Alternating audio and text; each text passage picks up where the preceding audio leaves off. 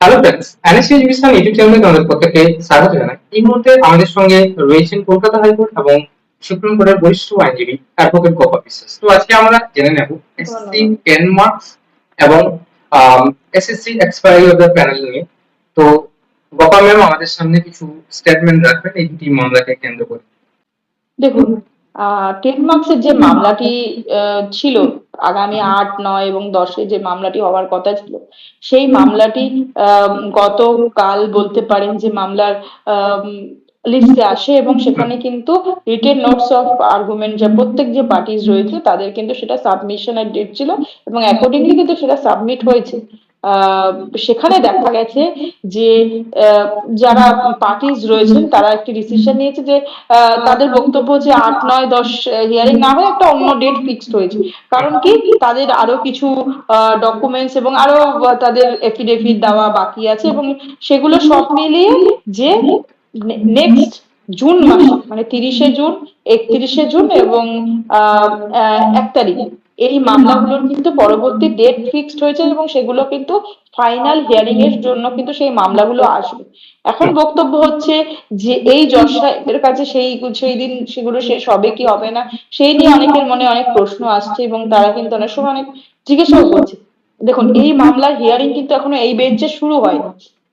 আপনি জানেন আগের যে বেঞ্চ ছিল সেখানে সেই মামলাগুলো একদম বলতে পারেন একদম শুনানির শেষের দিকে চলে এসেছিল এবং সেই অনুযায়ী কিন্তু একটা মিউচুয়াল আন্ডারস্ট্যান্ডিং এর ছিল যে যদি কখনো বেঞ্চ চেঞ্জ হয় সেখানে অ্যাপ্লিকেশন বা যে প্রসিডিউর আছে সেটা ফলো করে সেই ইয়েটা করা হবে। যাই হোক, সেটা যেহেতু হয়নি তাই নতুন বেঞ্চেই কিন্তু হিয়ারিংটা হবে এবং নতুন বেঞ্চে এই জজ সাহেব সেই জন্যই এই মামলাগুলো বোঝার জন্য, কার কি বক্তব্য সেটা বোঝার জন্য সেটা কিন্তু লিখিত আকারে প্রত্যেককে জমা করতে বলা হয়েছে এবং অ্যাকর্ডিংলি কিন্তু প্রত্যেককে যারা এই মামলার পার্টিজ রয়েছে, মানে সে পিটিশনার বলুন, রেসপন্ডেন্ট বলুন, কমিশন বলুন বা ধরুন যারা প্রাইভেট রেসপন্ডেন্ট বা প্রাইভেট পার্টিজ রয়েছে, তারাও কিন্তু তাদের রিটেন নোটস অফ আর্গুমেন্ট তাদের অ্যাডভোকেটের মাধ্যমে কিন্তু সেটা সাবমিট করেছে।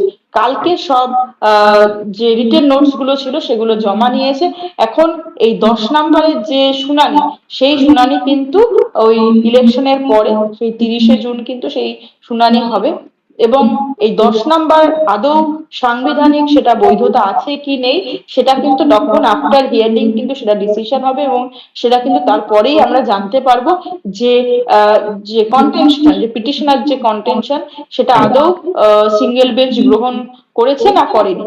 এখানে অনেকের বক্তব্য হচ্ছে যে 10 নম্বরটি থাকা উচিত, অনেকের বক্তব্য হচ্ছে 10 নম্বরটি থাকা উচিত নয়, আবার অনেকের বক্তব্য 10 নম্বরটি সবার জন্য দেওয়া উচিত। মানে যেমন ধরুন, কিছু এডেড ক্যান্ডিডেটদের, এডেড স্কুলের যে ক্যান্ডিডেট রয়েছে, যারা টিচার রয়েছে বা সরকারি গভর্নমেন্ট স্কুলের যারা টিচার রয়েছে তাদেরকে কিন্তু এই সুবিধা দেওয়া হয়েছে।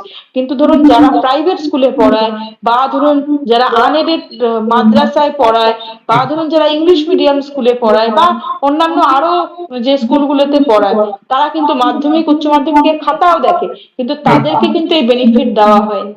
এইরকম কিন্তু প্রচুর ক্যান্ডিডেট রয়েছে। তারপরে ধরুন যারা বলতে পারেন যে এই ডেপুটেশন টিচার রয়েছে, যে সেন্ট্রাল গভর্নমেন্টের আন্ডারে যে স্কুলগুলো রয়েছে সেখানে অনেক ডেপুটেশন টিচার রয়েছে, তাদেরও কিন্তু এই মার্কস দেওয়া হয়নি। তারা তো প্রত্যেকেই টিচার, তাদের তো টিচিং এক্সপিরিয়েন্সও আছে, তাহলে যদি 10 নম্বর পায় তাহলে তারা তো প্রত্যেকেই পাওয়ার যোগ্য। কিন্তু এখানে প্রথম প্রশ্ন হচ্ছে আদৌ 10 নম্বরের যে কথাটা বলা হয়েছে, 10 নম্বরের এক্সপিরিয়েন্সের যে কথাটা বলা হয়েছে সেটা কতটা মানে সাংবিধানিক বৈধতা পায় সেটা দেখতে হবে। যদি সেখানে দেখা যায় যে যদি এটা হোল্ড করে যে 10 নম্বর বৈধ, তাহলে কিন্তু পরবর্তী প্রশ্ন এটা চলে আসবে কারা সেই 10 নম্বর পাবে, কোন স্টেজে 10 নম্বর দেওয়া হবে। কারণ আপনি জানেন যে ইন্টারভিউর আগে 10 নম্বরটা দেওয়া হবে নাকি ইন্টারভিউর পরে 10 নম্বর দেওয়া হবে, সেই নিয়েও কিন্তু প্রশ্ন ছিল। কারণ ইন্টারভিউর আগে যদি 10 নম্বর দেওয়া হয় তাহলে এরকম পরিস্থিতি হয়েছে যে 70-এ 70 নম্বর পেয়েও কিন্তু অনেকে ডাক পায়নি, 70-এ তাকে পেতে হতো 76, সেটা তো কখনোই সম্ভব না, কোনো ফ্রেশার্স ক্যান্ডিডেটদের জন্য এটা কখনোই সম্ভব না। বা ধরুন যারা 2016-র ক্যান্ডিডেট ছিল, যারা 2016-য় এই করাপশনের জন্য তারা অ্যাপয়েন্টমেন্ট পায়নি, তারা ওয়েট ওয়েটিং লিস্টে রয়ে গেছিল, তাদের কি দোষ? তার অথরিটির ভুলের জন্য তারা সাফার করছে এবং তারা বর্তমানে 70-70 পেয়ে কিন্তু তারা পরবর্তী যে ইন্টারভিউ যে স্টেজ, সেই পরবর্তী স্টেজে যেতে পারেনি। খুব স্বাভাবিকভাবে তারাও তেমন ভাবে এগ্রিভ রয়েছে। কারণ আপনি জানেন, equal opportunity in public employment হচ্ছে প্রত্যেক ক্যান্ডিডেটের হচ্ছে ফান্ডামেন্টাল রাইট। দেখুন, আমাদের দেশে সেই রাইট টু এমপ্লয়মেন্ট, এটা কোনো সাংবিধানিক রাইট নয়, কিন্তু এটা কিন্তু তার ফান্ডামেন্টাল রাইট নয় যে তাকে এমপ্লয়মেন্ট দিতেই হবে। কিন্তু যেটা আমাদের দেশের রাইট, সেটা হচ্ছে equal opportunity in public employment. মানে হচ্ছে আপনাকে যে কোনো পাবলিক এমপ্লয়মেন্টে প্রত্যেকে যারা বসবে, তাদের কিন্তু ইকুয়াল অপরচুনিটি দিতে হবে। কিন্তু এই ক্ষেত্রে কিন্তু ইকুয়াল অপরচুনিটি দেওয়া হয়নি, এবং সেই অভিযোগ করেই কিন্তু তারা আদালতের দ্বারস্থ হয়েছে এবং আদালতে দীর্ঘদিন শুনানি হয়েছে, আবারও শুনানি হবে, এবং শুনানি শেষে যা জাজমেন্ট আসবে, সেখানে যদি দেখা যায় যে সেই জাজমেন্টের ফলে কেউ এগ্রি, তাহলে পরবর্তী যা আইনত যা বলা আছে সেই স্টেপ নেবে। কিন্তু এখনো পর্যন্ত সিঙ্গেল বেঞ্চে মামলাটি পেন্ডিং, এবং তারা যারা ক্যান্ডিডেট রয়েছে, তারা তাদের যে বক্তব্য সেখানেই এখনো কিন্তু রয়েছে যে এই যে equal opportunity in public employment, এই ফান্ডামেন্টাল রাইট কিন্তু তাদের ভায়োলেট হয়েছে। এবং এই সংবিধান বিরোধী যে আইন তৈরি করেছে, বলতে পারে রুলস তৈরি করেছে গভর্নমেন্ট, এবং সেটাকে ইমপ্লিমেন্ট করেছে কমিশন, সেটা কখনোই বৈধ হতে পারে না। তাই এই যে 10 নম্বরের এক্সপিরিয়েন্স দেওয়ার যে প্রভিশনটা রাখা হয়েছে রুলে, সেটাকে আল্টা ভাইরাস বলে ডিক্লেয়ার করার কথা বলা হয়েছে, সেটাকে অসাংবিধানিক বলে ডিক্লেয়ার করার কথা বলা হয়েছে, এবং সেই জন্যই কিন্তু এই মামলার শুনানি বর্তমানে পেন্ডিং অবস্থায় রয়েছে। এবং এক্সপায়ারি হতে প্যানেলটা ওটাও সেম না? এক্সপায়ারি অফ প্যানেলের একদমই সুপ্রিম কোর্টের আপনি যদি নির্দেশ দেখেন, হাইকোর্টের নির্দেশ দেখেন, সেখানে কিন্তু বারবার বলা হয়েছে কোন টেন্টেড ক্যান্ডিডেট যাতে এই নতুন সিলেকশন প্রসেসে না বসে।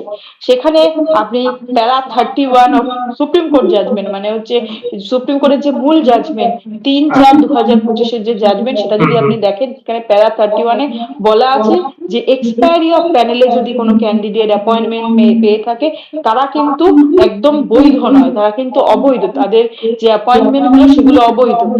এখন সুপ্রিম কোর্টের নির্দেশ থাকার পরেও কমিশন প্রথমে বলেছিল না, টেন্টেড ক্যান্ডিডেটদের আমরা বসতে দেব, তারপরে যখন সেটা নিয়ে আদালত স্পেসিফিক নির্দেশ দিল, এর আগেও সুপ্রিম কোর্ট নির্দেশ দেওয়ার পরে তারপরে আবার সিঙ্গেল বেঞ্চ আবার নির্দেশ দিল সুপ্রিম কোর্টের যে জাজমেন্ট সেটাকে ইমপ্লিমেন্ট করে, তখন একটি নতুন তথ্য, তখন তারা বলল, তারপরে আবার কিছু ক্যান্ডিডেট গেল যে যাদের নাম ওই ইন্টারভিউ লিস্টেও আছে এবং যারা ওই টেন্টেড লিস্টেও আছে, তারা আবার আদালতে গেল।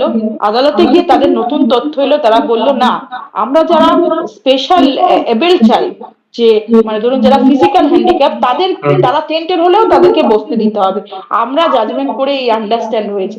তারপরে কিন্তু সেটাকে দেখা গেল যে সেটাকেও বাতিল করলো।